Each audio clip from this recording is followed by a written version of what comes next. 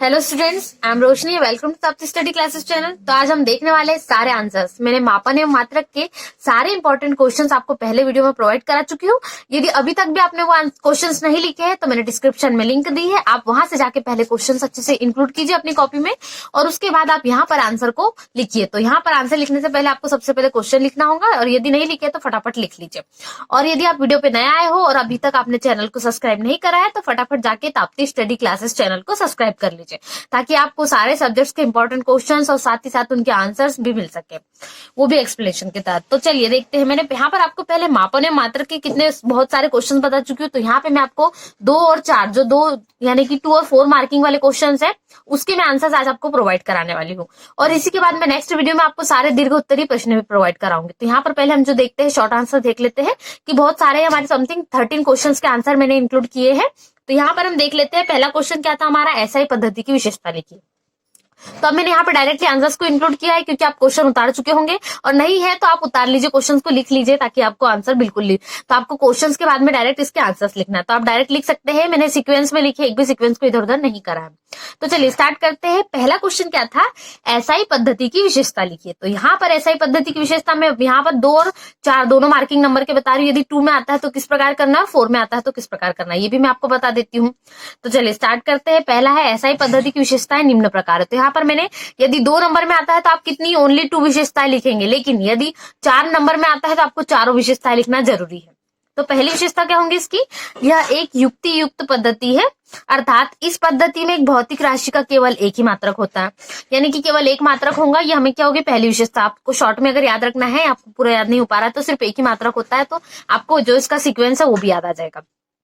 तो इसके एग्जांपल्स कैसे, जैसे कि सभी ऊर्जाओं की मात्रक कैसा होता है, जूल होता है। सभी ऊर्जाओं कॉमन है, मतलब सबका मात्रक, ऊर्जाओं का मात्रक क्या है, जूल। तो ऐसे यदि आपने एक एग्जांपल भी याद रख लिया तो आप एक पॉइंट बता सकते हो कि इसमें भौतिक राशि का केवल क्या होता है, एक ही मात्रक होता है इस पद्धति में, यानी एसआई पद्धति में। ये हो गया पहला। अब दूसरा क्या है, यह एक दार्शनिक पद्धति है।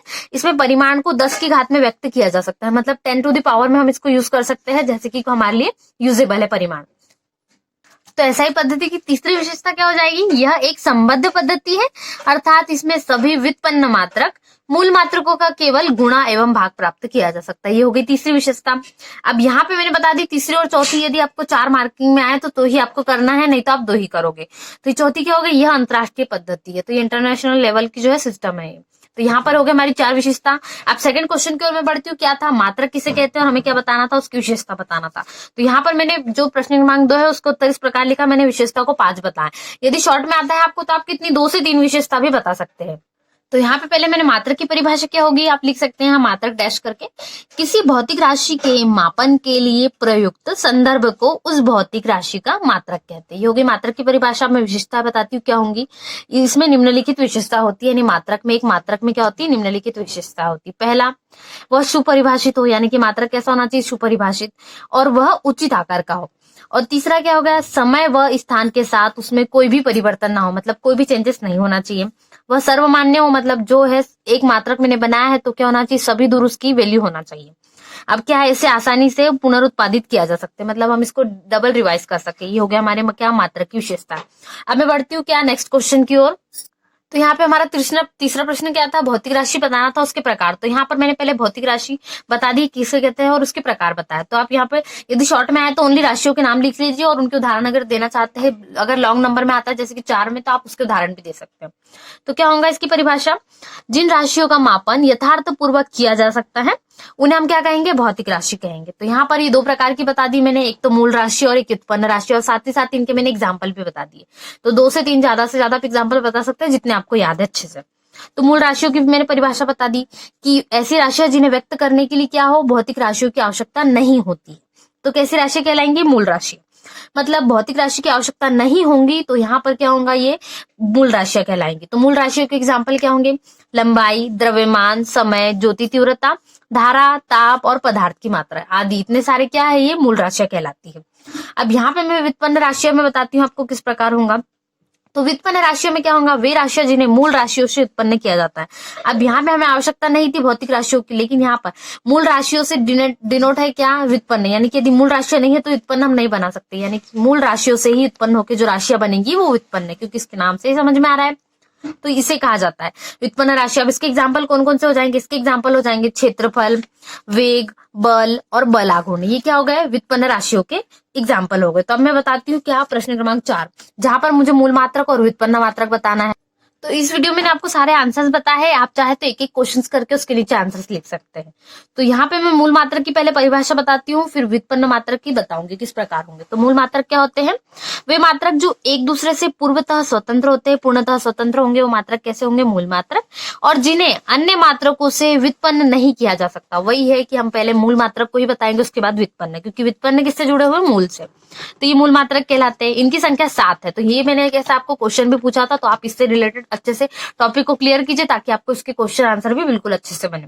तो इनकी संख्या 7 होती है। तो मैंने 7 भौतिक राशियों के मात्रक और संकेत भी बता दिए। तो यहाँ पर क्या होंगे इनके मात्रक और संकेत किस प्रकार, तो एक एक को आपको देखते हैं हम इजीली। तो पहला मैंने लंबाई बताया भौतिक राशि के, जैसे मैंने बताया। तो क्या है इसका मात्रक, क्या होता है हमने बताया, मीटर होता है, उसका संकेत एम होता है, स्मॉल एम से हम इसको शो करते हैं। दूसरा क्या बताया मैंने, भौतिक राशि में द्रव्यमान, हम इसको किलोग्राम, आप पूरा भी लिख सकते हैं, इसको किलोग्राम से शो करते हैं, और शॉर्ट में केजी लिखते हैं हम। अब इसको मैंने क्या बताया, तीसरा समय, समय का मात्रक होता है सेकंड, हम इसको यूज करते हैं एस के लिए। अब जनरली हम इसको एसईसी सेकंड भी यूज कर सकते हैं, या शॉर्ट में हम एस भी यूज कर सकते हैं, क्योंकि अगेन ये हमें फॉर्म एक ही बार मिलते हैं, अगेन किसी के नहीं मिलेंगे। जैसे एम है मीटर, तो ओनली मीटर के होगा, इसके अलावा किसी को नहीं शो करता है। अब मैं नेक्स्ट बढ़ती हूँ क्या, ज्योति तीव्रता की ओर, इसका मात्रक होता है कैंडेला यानी कि सीडी। अब नेक्स्ट है क्या, ताप, ताप का मात्रक होता है केल्विन, इसको के से शो करते हैं। अब छठवा क्या हो गया, पदार्थ की मात्रा, ये क्या होती है, मोल में होती है, एमओएल, शॉर्ट में मैं इसको मोल यूज कर सकती हूँ, पूरा भी लिख सकती हूँ। अब सातवां क्या हो गया मेरा, विद्युत धारा हो गई, सातवां मात्रक विद्युत धारा हो गई, इसको मैं किससे शो करती हूँ, इसको एम्पियर से, यानी कि इसका मात्रक क्या होता है, एम्पियर। अब इसको मैं शो करूंगी ए से, स्मॉल कैपिटल ए से, तो यहाँ पे एम्पियर यानी कि ए बताएगा। अब मैं व्युत्पन्न मात्रक बताती हूँ किस प्रकार होंगे। तो यहाँ पर व्युत्पन्न मात्रक की डेफिनेशन क्या होगी, यहाँ पे मैं उसके छोटे शॉर्ट में बताऊंगी और उसके संकेत बताऊंगी।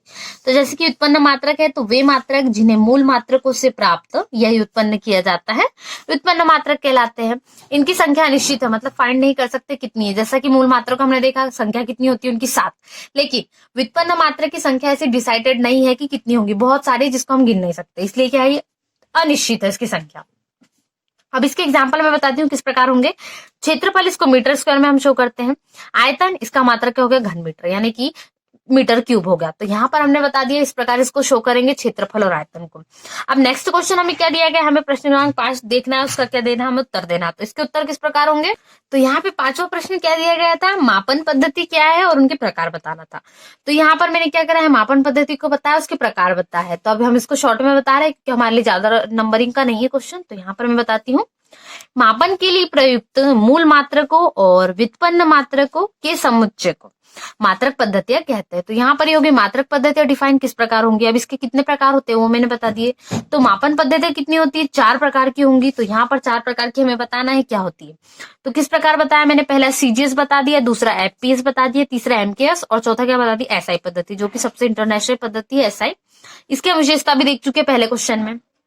तो किसका मैंने फुल फॉर्म भी बता दिया, सी फॉर सेंटीमीटर, जी फॉर ग्राम और एस फॉर सेकंड। तो सीजीएस का फुल फॉर्म हो गया सेंटीमीटर ग्राम सेकंड, ये हो गया इसका फुल फॉर्म। अब एफपीएस का क्या हो गया, लंबाई फुट सेकंड, या आप इसको बोल सकते हैं फुट पॉइंट सेकंड। ये भी आप इसको एक जनरली यूज कर सकते हैं। यदि आपको ओनली एफ के अकॉर्डिंग करना है तो एफ मतलब फुट हो गया, पी मतलब पॉइंट हो गया और एस मतलब हो गया फिर से सेकंड। एस यहाँ पे सब दूर क्या है, सेकंड ही यूज हो रहा है, बट यहाँ पे एसआई में इसका मतलब होता है सिस्टम ऑफ इंटरनेशनल। तो यहाँ पे मैंने एमकेएस का भी फुल फॉर्म बता दिया, आप चाहे तो ये दोनों फुल फॉर्म लिख सकते हैं, लंबाई फुट सेकंड या फुट पॉइंट सेकंड। तीसरा हो गया एमकेएस, एम मतलब होगा मीटर, के मतलब किलोग्राम और एस मतलब सेकंड। तो मीटर किलोग्राम सेकंड एमकेएस का फुल फॉर्म हो गया। अब चौथा क्या है, एसआई। तो एसआई का फुल फॉर्म क्या हो जाएगा, सिस्टम ऑफ इंटरनेशनल। एसआई मतलब यहाँ पर जो अंतरराष्ट्रीय पद्धति इसी को हम बताते हैं। तो इसका एक पॉइंट भी हो गया, विशेषता भी हो गई और इसका फुल फॉर्म भी हो गया। तो यहाँ से दोनों चीजें क्लियर हो गई। अब यहाँ पे 5 तक हमने पूरे आंसर देख लिया। मैं 6वें आंसर बताती हूँ किस प्रकार होगा। तो अब यहाँ पे 6वें क्वेश्चन में हमें अगेन कैसा दिया गया है, एसआई पद्धति की सभी मूल मात्रक और पूरक मूल मात्रक के नाम भी लिखना है और संकेत भी, जैसा कि मैंने अभी इसके पहले कौन से क्वेश्चन में बता दिया, क्वेश्चन नंबर 4 में। यदि वो 2 नंबर में आता तो सिर्फ आप परिभाषा लिखिए मूल और व्युत्पन्न मात्रक की, लेकिन मैंने वहां संकेत भी बताया, तो इसका मतलब है आपको डबल मार्किंग में भी आ सकता है। लेकिन यदि सिर्फ आपको सेपरेट मूल और व्युत्पन्न मात्रक आए, साथ ही साथ उनके संकेत भी लिखने आए, तो आप किस प्रकार करोगे, तो वो क्वेश्चन मैंने यहाँ इंक्लूड किया है। आप चाहे तो वही क्वेश्चन को वहां पे एडजस्ट भी कर सकते हैं, लेकिन अलग से लिखना चाहते हैं तो इसको बिल्कुल बिल्कुल अलग से लिखे ताकि आपको याद करने में कोई दिक्कत ना हो। तो यहाँ पे पहला कॉलम मैंने भौतिक राशि का बनाया है, दूसरा मात्रक का और तीसरा संकेत का बनाया है। तो 3 कॉलम यहाँ पे मैंने बता दिया और एक नंबरिंग यानी क्रमांक का बनाया है। पहला क्या हो गया, मेरा लंबाई जो मैंने वहीं पर दिया था पिछली बार, सेम टू सेम मीटर और एम संकेत हो गया। यहाँ पे मैंने शॉर्ट में एम लिख दिया था क्योंकि मुझे वहां पे ज्यादा डिक्लेरेशन नहीं करना था, पर यहाँ मुझे सेपरेट बोला है कि मात्रक भी बताइए और संकेत भी, इसलिए मैंने यहाँ सबके कॉलम डिफरेंट बताया है। तो पहला लंबाई का हो गया मीटर, इसका संकेत हो गया एम। दूसरा हो गया द्रव्यमान, इसका हो गया किलोग्राम और संकेत हो गया केजी। तीसरा हो गया समय, इसका मात्रक हो गया सेकंड और एस। उसी प्रकार ताप का हो गया केल्विन यानी कि के। पांचवा हो गया पदार्थ की मात्रा होती है मोल यानी कि एमओएल। और छठवा हो गया विद्युत धारा यानी कि एम्पियर और ए हो गया ज्योति तीव्रता यानी कि कैंडेला और इसको हम दर्शाते हैं सीडी से। अब मूल मात्रक हो गया, अब मैं पूरक मूल मात्रक बताती हूँ किस प्रकार होंगे। तो यहाँ पे पूरक मूल मात्रक 2 है, कौन कौन से, कोण और घन कोण, इनके मैंने बताया। आप चाहे तो यहाँ पे ऊपर भौतिक राशि मात्रक और संकेत लिख सकते हैं। अब मैंने यहाँ शॉर्ट में लिखा है, तो क्या है, पहला भौतिक राशि कोण और दूसरी है घन कोण, यानी कि इसका मात्रक होगा, कोण का मात्रक क्या होगा रेडियन, इसको शो करते हैं आरडी से। उसी प्रकार दूसरा घन कोण का मात्रक क्या होगा स्टेरेडियन और इसको शो करते हैं एसआर। तो यहाँ पे पूरक मूल मात्रक और हमारे क्या होते हैं पूरे उसके व्युत्पन्न, जो हमारे मूल मात्रक है और पूरक मूल मात्रक, इनके नाम और संकेत क्या होते हैं यहाँ पे फिनिश होते हैं। अब मैं बढ़ती हूँ क्वेश्चन नंबर 7 की ओर। तो यहाँ पे मुझे प्रश्न क्रमांक 7 क्या दिया था, ग्राम प्रति सेंटीमीटर स्क्वायर को किलोग्राम प्रति मीटर स्क्वायर में चेंज करना है।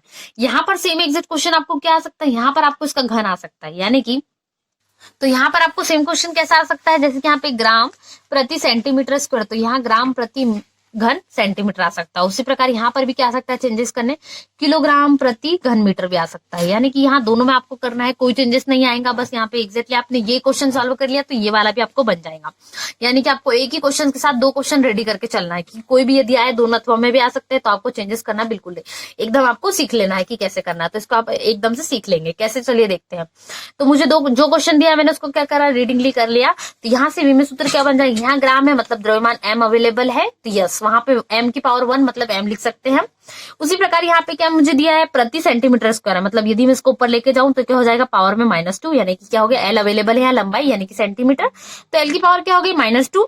समय यहाँ अवेलेबल नहीं है, समय बिल्कुल भी निश्चित नहीं है, विद्यमान नहीं है, तो टी मतलब क्या हो गया 0। तो एमएलटी मैंने फॉर्म में निकाल लिया विमेय सूत्र के अकॉर्डिंग। अब यहाँ पर मैं तुलना करूंगी तो जो एम की पावर है इनको एबीसी के अकॉर्डिंग में तुलना करूंगी, तो ए की पावर यहाँ मतलब एम की पावर कितनी है 1, तो ए कितना निकल गया 1। बी की पावर कितनी है -2, तो बी का मान हो गया -2। सी का मान क्या हो गया 0 क्योंकि टी वहां पर 0 है। अब यहाँ से फॉर्मूला होता है N2 is equal to N1 M1 upon M2, इसी के अकॉर्डिंग मैंने MLT के अकॉर्डिंग निकाला है फॉर्मूला। तो क्या होता है, इस पूरे की पावर हो गई A, M1 अपॉन M2 पूरे की power A, L1 upon L2 पूरे की पावर B, इसी प्रकार T1 अपॉन T2 पूरे की पावर C। यहाँ पर इस क्वेश्चन में आप लिख सकते हैं ABC के मान रखने पर या सभी इसमें मान रखने पर, पूरे मान रख दिए मैंने, M के B और सबके मान रख दिए। तो यहाँ पर क्या हो गया N2 इज इक्वल टू मुझे क्या मिल गया है, N1 का मैंने मान रख दिया 1, तो यहाँ पे मुझे मिल गया है M1 की मैंने 1 ग्राम अपॉन, तो यहाँ पर M1 और M2 के मान इस प्रकार रखे हैं कि यहाँ पर जो ग्राम है मैंने इसको क्या करा, मुझे किलोग्राम में ज्ञात करना था, मैंने इसको सबको ग्राम में कन्वर्ट कर लिया। तो क्या करा मैंने, तो अब यहाँ ग्राम में कन्वर्ट होने के बाद वैल्यू किस प्रकार होंगी 1 ग्राम अपॉन 1000 ग्राम, तो यहाँ पर 1 ग्राम बटे कितना हो गया 1000 ग्राम हो गया। उसी प्रकार मुझे क्या दिया है सेंटीमीटर, तो यहाँ पर मुझे दिया गया मीटर, यानी कि जो ज्ञात करना है वो वैल्यू मीटर में है, तो मैंने उसको सेंटीमीटर में कन्वर्ट करा, तो ये कितना हो गया 1 सेंटीमीटर अपॉन 100 सेंटीमीटर। तो यहाँ पूरी पावर मैंने ए बी और सी की वैल्यू लग दी, तो मुझे ए बी, सी की वैल्यू तो यहाँ पे है ही नहीं क्योंकि हमने T0 है, तो यहाँ पे पूरा क्या हो गया वैल्यू 1 हो गई, तो सीधे मुझे मिल गया ए और बी की। तो यहाँ पर मैंने रख दी कितनी -2 और 1, तो 1 मीन्स हो गया वो जो मिलेंगी, और ये क्या हो गया बी की पावर -2। तो यहाँ पर मैंने क्या करा वैल्यू को फाइंड कर लिया, तो यहाँ पर इसको मैं क्या लिख सकती हूँ 10 की पावर 3 लिख सकती हूँ, इसको 10 की पावर 2 लिख सकती हूँ।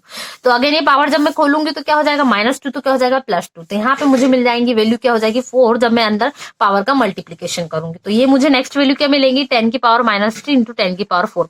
तो जब क्या होता है गुणा में घातें जुड़ती है, तो यहाँ वैल्यू कितनी मिल जाएंगी मुझे 10 की पावर 1 मिल जाएंगी। तो ये मेरा आंसर हो जाएगा 10 की पावर 1 किस में कन्वर्ट हो गया, किलोग्राम में कन्वर्ट हो गया प्रति मीटर का स्क्वायर। तो आंसर इतना होगा मेरा 10 की पावर 1 किलोग्राम प्रति मीटर का स्क्वायर। तो आप आंसर लिख लेंगे N2 is equal to box में करके लिख लेंगे 10 किलोग्राम प्रति मीटर का स्क्वायर। अब यहाँ पर जो मैंने क्वेश्चन बताया था सेम प्रकार से कि ग्राम प्रति सेंटीमीटर की पावर 3 और किलोग्राम प्रति मीटर की पावर 3 यहाँ पर हो गया। तो आपको क्या करना है, इसको इसी को भी सेम क्वेश्चन सॉल्व करेंगे। अब मैं बता देती हूँ इसका आंसर किस प्रकार होगा। जैसे कि हमने किलोग्राम में करा, यहाँ पर क्या था हमारा ग्राम ओनली 1 था, तो हमने क्या करा 10 की पावर 1 आंसर लाया। यहाँ पर हमारे लिए क्या है, यहाँ पर हमारे लिए 3 पावर में दिख रहा है, तो यहाँ पर क्या आ जाएगा हमारे लिए आंसर, यहाँ पर आ जाएगा 10 की पावर 3। तो आंसर आपका इस प्रकार आएगा 10 की पावर 3 किलोग्राम प्रति मीटर का स्क्वायर आपका आंसर आएगा। आप इसको करके देखिए, बिल्कुल इजी क्वेश्चन है, बन जाएगा। यहाँ पे मैं नेक्स्ट क्वेश्चन की ओर बढ़ती हूँ। तो अब प्रश्न क्रमांक 8 मुझे क्या दिया गया था, मापन में त्रुटि किसे कहते हैं उसके प्रकार बताना था। तो यहाँ पे मैं आपको बताने वाली हूँ मापन में त्रुटि क्या होता है और उसके प्रकार भी बताने वाली, शॉर्ट में बताऊंगी एकदम में किस प्रकार होता है। थोड़ा मैंने उसका डिटेलिंग भी की है, बट जो मेन त्रुटि है उनकी डिटेलिंग की है। आप चाहे तो इसको भी शॉर्ट में लिख सकते हैं यदि आपको बहुत ज्यादा नंबर में आता है तो। यहाँ पे क्या है इसका आंसर, किसी भौतिक राशि के वास्तविक मान व मापित मान के अंतर को मापन की त्रुटि कहते हैं। मुख्यतः मापन में त्रुटियां कितने प्रकार की होती है, 3। तो यहाँ पे प्रकार भी लिख देंगे आपकी कितने प्रकार की होती है, तो कौन कौन सी प्रकार की हो गई। तो यहाँ पर मापन में त्रुटियां मैंने 3 प्रकार की बताई है, कौन कौन सी, क्रमबद्ध त्रुटि, यादृच्छिक त्रुटि और स्थूल त्रुटि। तीनों प्रकार को मैंने समझाया है किस प्रकार से होंगी। तो यहाँ पर हम उसके प्रकार को देख लेते हैं। तो अब पहली क्रमबद्ध त्रुटि को मैंने क्या बताया है, वे त्रुटियां जो एक ही दिशा में, मतलब क्या होंगी, दिशा इनकी चेंज नहीं होंगी, एक ही दिशा रहेंगी, दिशा बिल्कुल भी सेम ही दिशा करना है, हमें चेंजेस नहीं करना है। तो ये कैसी होंगी, धनात्मक या ऋणात्मक होती है, मतलब बोथ हो सकती है, या तो धनात्मक या पॉजिटिव या तो नेगेटिव। उसे हम क्रमबद्ध त्रुटियां कहते हैं। नाम से समझ में आ रहा है, क्रम मतलब क्रम से चलेगी, ये दिशा चेंज नहीं करेगी, तो क्रमबद्ध त्रुटियां हो गई। यहाँ से कौन कौन से मैंने इसके टाइप से बताया, यहाँ पर ये 4 टाइप्स की होती है क्रमबद्ध त्रुटि की बात करें तो। यंत्रीय त्रुटि, व्यक्तिगत त्रुटि, बाह्य कारकों के कारण त्रुटि और अपूर्णता त्रुटि। ये ओनली क्रमबद्ध त्रुटि के प्रकार है, लेकिन बात करें सिर्फ हम त्रुटि की बात करते हैं मापन में, तो वो क्रमबद्ध होंगी, यादृच्छिक होंगी और स्थूल होंगी, 3 प्रकार की। और बात की क्रमबद्ध की तो यहाँ पे 4 टाइप्स होंगे, और ओनली मैंने यंत्रीय त्रुटि की बात की तो यहाँ पर वो 3 टाइप्स की मिलेगी। कौन कौन सी यंत्रीय त्रुटि है, यानी कि आप इसका भी शॉर्ट लिख सकते हैं कि जो यंत्र के कारण त्रुटि उत्पन्न होती है क्या होंगी, वो यंत्रीय त्रुटि कहलाएंगी। उसी प्रकार व्यक्तिगत त्रुटि, यानी कि जब पढ़ने में किसी व्यक्ति द्वारा जब पढ़ने में पाठ्य जो करता है प्रयोग करता है उसके द्वारा कुछ गलती होती है, तो ये क्या कहलाएंगी, व्यक्तिगत त्रुटि। बाह्य कारक, जब यानी कि आप कुछ कर रहे हो और वहां पर ताप दाब कुछ का फर्क पड़ता है तो वो इस प्रकार हो जाएगी। और अपूर्णता मतलब कुछ कंप्लीटली नहीं है उसमें, तो क्या हो जाएगी, त्रुटि हो जाएगी। यहाँ पर यंत्रीय त्रुटि में भी आप प्रकार बता सकते हैं, पहला शून्यांक, फिर अल्पतमांक और अचर। तो यही वो सब टाइप्स की किस प्रकार हमारे लिए वैल्यू आ सकती है। अब यहाँ पे हो गई पूरी क्रमबद्ध त्रुटि क्लियर। अब यादृच्छिक त्रुटि में बढ़ते हैं, क्या होंगी, जब त्रुटि अनियमित तथा यादृच्छिक रूप से होती है, तब इस प्रकार की त्रुटि को हम क्या कहेंगे, यादृच्छिक त्रुटि कहेंगे। तो यहाँ पर यानी कि हमारे लिए रेगुलरली नहीं है, अनरेगुलरली है, तो किस प्रकार होंगी, इरेगुलर है तो ये अनियमित कहलाएगी, तो यानी कि यादृच्छिक त्रुटि में आएगा। अब बढ़ते हैं स्थूल त्रुटि की ओर। क्या होगा यहाँ पर, मापककर्ता के असावधानी के कारण होने वाली त्रुटि को हम क्या कहेंगे, स्थूल त्रुटि कहेंगे। तो यहाँ पर त्रुटियां कंप्लीट होती है। अभी होगी हमारी त्रुटियां वाला क्वेश्चन। अब मैं बढ़ती हूँ किसकी ओर, सार्थक अंक, जो कि इंपॉर्टेंट क्वेश्चन है। तो सार्थक अंक किसे कहते हैं वो देखते हैं हम। तो यहाँ पे सार्थक अंक की परिभाषा किस प्रकार होगी, किसी भौतिक राशि को यथार्थता पूर्वक व्यक्त करने के लिए उपयोग में लाए गए अंकों की संख्या को सार्थक अंक कहते हैं। ये होगी शॉर्ट में डेफिनेशन। अब इसका क्या होगा, किसी माप में सार्थक अंकों की संख्या जितनी अधिक होती है वह माप उतनी ही अधिक होती है। मतलब सार्थक अंक हमारे पास जितने ज्यादा में होंगे, यूनिट वाइज हम क्या करेंगे, उसका ही एक्सप्लेनेशन करेंगे। तो यहाँ पर वही होगा कि सार्थक अंकों को हमको ज्यादा यदि बताना है तो वही होगा। यहाँ हो गया सार्थक अंक। अब मैं बढ़ती प्रश्न क्रमांक 10 की ओर। वहां पर हमें कुछ राशियों के मात्रक बताना है। अब 10वां प्रश्न में हमको दिया था कि विमेय सूत्र जो हमको ज्ञात करना है विमेय विधि से भौतिक राशियों के मात्रक। तो कौन कौन से है, वेग और दाब दिए ऑप्शन में। तो वेग का मात्रक पहले हमें विमेय सूत्र क्या है, वेग का विमेय सूत्र होता है m की पावर 0 l t की पावर -1, मतलब m0 l t की -1 पावर होता है। ये विमेय सूत्र हो गया वेग का। अब यहाँ पे क्या क्या अवेलेबल है, तो हम इसका ऐसा ही मात्रक फाइनली कर सकते हैं कि विमेय सूत्र से यहाँ ऐसा ही मात्रक में ज्ञात करूंगी। तो यहाँ द्रव्यमान क्या है, 0 है, मतलब यहाँ किलोग्राम और ग्राम के चांसेस बिल्कुल नहीं है। तो किलोग्राम और ग्राम हमारे लिए नहीं है, लेकिन एल है मतलब लंबाई है, तो यहाँ पर मीटर हमारे लिए अवेलेबल है। तो यहाँ पर टी क्या होगा, टी का मात्रक सेकंड, लेकिन इनवर्स में तो प्रति सेकंड। तो मीटर प्रति सेकंड क्या होगा, इसका ऐसा ही मात्रक मैंने फाइंड कर लिया। अब मैं बढ़ती हूँ नेक्स्ट में। तो क्या मिल रहा है मुझे, विमेय सूत्र जो कि है दाब का। तो दाब का विमेय सूत्र पता है क्या होता है, m1 या तो सिर्फ m लिख सकते हैं, l की पावर -1 t की पावर -2। तो यहाँ पे क्या क्या अवेलेबल हमारे लिए, द्रव्यमान है मतलब किलोग्राम, और उसी प्रकार बात करती हूँ मैं क्या, लंबाई, यानी कि हमारे लिए क्या है, यहाँ पर मीटर है लेकिन t की पावर -2, तो क्या हो जाएगा, दोनों इनवर्स में है, मतलब दोनों कैसे प्रति में है, तो प्रति मीटर सेकंड का स्क्वायर। तो यानी कि पास्कल हम इसको बोलते हैं। तो ऐसा ही मात्रक इसका क्या होता है, दाब का पास्कल, यानी कि इसका ऐसा ही मात्रक हम किलोग्राम प्रति मीटर सेकंड इनवर्स भी दोनों बोल सकते हैं। ये दोनों बोथ आएंगे आपको। यहाँ से मेरा क्या हो गया, 10वां क्वेश्चन फिनिश होता है। मैं बढ़ती हूँ 11वें क्वेश्चन की ओर। यहाँ पर मुझे क्या बताना है, विमीय विश्लेषण की सीमाएं बताना है। तो क्या होंगी विमीय विश्लेषण की सीमाएं, तो किस प्रकार होती है देखते हैं। इसकी हमने कितनी 4 सीमाएं बताई है, ताकि आपको यदि 2 नंबर में आए तो 2 सीमाएं लिखे और 4 में आए तो 4 लिखे। तो पहली सीमा क्या होंगी इसकी, पहली इस प्रकार है, इस विधि द्वारा प्राप्त व्यंजक में आने वाली विमाहीन राशि अर्थात नियतांक का मान ज्ञात नहीं किया जा सकता। यानी कि आपको नियतांक का मान ज्ञात नहीं करना नहीं कर सकते, इसकी लिमिटेशन है, मतलब आप कहां तक इसको कर सकते हैं फाइंड। तो इसके लिए क्या होगा, इसकी सीमा होगी पहली वाली। तो अब मैं उसकी दूसरी सीमा बताती हूँ किस प्रकार होंगी। तो क्या होगी इसकी विमीय विश्लेषण की दूसरी सीमा हमारी, कि यदि कोई भौतिक राशि लंबाई, द्रव्यमान व समय के अतिरिक्त अन्य मात्रकों पर निर्भर करती है, यानी कि इतने पर तो करेगा पर इसके अतिरिक्त अन्य किसी पर मात्रक पर करेगा, तो इस विधि द्वारा हम उस भौतिक राशि का विमीय सूत्र ज्ञात नहीं कर सकते, यानी कि इस विधि द्वारा ज्ञात नहीं किया जा सकता है। ये हो गया हमारी दूसरी सीमा। तीसरी क्या होंगी, इस विधि द्वारा त्रिकोणमितीय, लघुगणकीय आदि पदों वाले समीकरण को ज्ञात नहीं किया जा सकता। यानी कि आप जब ट्रिग्नोमेट्रिकल बनेंगे और लॉगरिदम पे चलेंगे तो इसको भी हम ज्ञात नहीं कर सकते विमीय विश्लेषण द्वारा। अब चौथी और लास्ट क्या हमारी, इस विधि द्वारा ऐसे समीकरण को ज्ञात नहीं कर सकते जिसमें एक से अधिक राशियों का योग व अंतर होता है। जैसे कि आप ले लीजिए गति के समीकरण, आप इसमें एग्जांपल भी लिख सकते हैं यदि आपको लिखना है तो। गति के समीकरण के एग्जांपल लिख दीजिए पहला और दूसरा, कि v equal to U plus AT, ये हो गया पहला एग्जांपल। उसी प्रकार दूसरा भी लिख सकते हैं, आपको जो जो एग्जांपल इसके आते हैं वो लिख सकते हैं। तो यहाँ पे जिसमें भी योग और अंतर आएगा तो वो हम फाइंड नहीं कर सकते। इसी प्रकार हमने देख लिया। अब यहाँ पे लिख सकते हैं क्या, आपको जो अच्छे से आता हो एग्जांपल्स, गति के समीकरण दोनों, या आप लिख सकते हैं। तो यहाँ पे विमीय विश्लेषण की सीमाएं मैंने बता दी किस प्रकार होंगी, और आप इसको चाहे तो, और यदि आपको 2 नंबर में आता है तो सिर्फ 2 ही लिखिए, लेकिन यदि एक्स्ट्रा आता है तो आप 3 से 4 भी लिख सकते हैं। अब मैं बढ़ती हूँ नेक्स्ट क्वेश्चन की ओर। तो 12वें क्वेश्चन में मैंने क्या करा था, विमीय समीकरण लिखा था, तो आप उसको सुधार लीजिए, वहां विश्लेषण आएगा, क्योंकि इसके पहले भी हमने क्या देखा, विमीय विश्लेषण की सीमाएं। तो अब इसी के अनुप्रयोग देखना है। ये भी हमें क्या है, 4 मार्किंग में आएगा तो 4, 2 में आता है तो भी आप 4 लिख सकते हैं, इसमें कोई प्रॉब्लम नहीं, क्योंकि ओनली 1 लाइन के ही क्वेश्चन, तो आपको इजीली याद भी हो जाएगी। तो आप सुधार कर लीजिए, हम विश्लेषण लिख लीजिए। तो विमीय विश्लेषण के अनुप्रयोग क्या होंगे, पहला होगा भौतिक समीकरणों की शुद्धता की जांच करना। तो ये आपको बहुत इंपॉर्टेंट क्वेश्चन है, क्योंकि आपको रिवीजन टेस्ट पेपर में भी आ चुका है, इसीलिए आपको इस पे ज्यादा जोर देना है। यानी कि इस प्रकार के क्वेश्चन आपको मेन एग्जाम यानी फाइनल एग्जाम में भी आ सकते हैं। तो पहला क्या होगा, भौतिक समीकरणों की शुद्धता की जांच करेंगे। दूसरा, विभिन्न भौतिक राशि में संबंध स्थापित करना। और तीसरा क्या होगा, एक पद्धति के मात्रकों को दूसरी पद्धति के मात्रकों में परिवर्तित करना। अब इसी प्रकार चौथा क्या हो जाएगा, भौतिक राशियों के मात्रक ज्ञात करना। तो ये हो गए 4 अनुप्रयोग किसके, विमीय विश्लेषण के। तो यहाँ पर बहुत सारे हम भौतिक राशियों के मात्रक फाइंड कर सकते हैं, साथ ही दूसरी एक पद्धति से हम दूसरी पद्धति में इंटरचेंज भी कर सकते हैं। तो ये हो गया। अब यहाँ से हम संबंध भी बता सकते हैं, तो इसके अनुप्रयोग हो गया। ये हो गया पूरा हमारा विमीय वाला। अब मैं विमीय समांगता में बढ़ती हूँ। क्या होता है विमीय समांगता, किसे कहते हैं ये देखते हैं। तो क्वेश्चन नंबर 13 जो है वो कैसा, हमारा लास्ट क्वेश्चन है, विमीय समांगता। तो यहाँ पर हमें क्या है, हमारे शॉर्ट आंसर्स पूरे कंप्लीट होते हैं। तो अब हम लॉन्ग आंसर्स नेक्स्ट वीडियो में देखेंगे। तब तक आप सब सारे शॉर्ट आंसर्स को तैयार रखिए, याद कर लीजिए, इसको अच्छे से लिख लीजिए, और साथ ही साथ आप डेली 2 से 3 क्वेश्चंस को रिवाइज करिए। तो फाइनल एग्जाम तक आपका प्रिपरेशन बिल्कुल परफेक्ट हो जाएगी। और साथ ही साथ आपको फिजिक्स में अच्छे नंबर लेके आना है, ताकि आपको बिल्कुल परफेक्ट हो जाए। और इस वीडियो को शेयर भी करना है, ताकि आपके सारे फ्रेंड्स को इसका आंसर मिल सके। अब देख लेते हैं विमीय समांगता क्या होती है।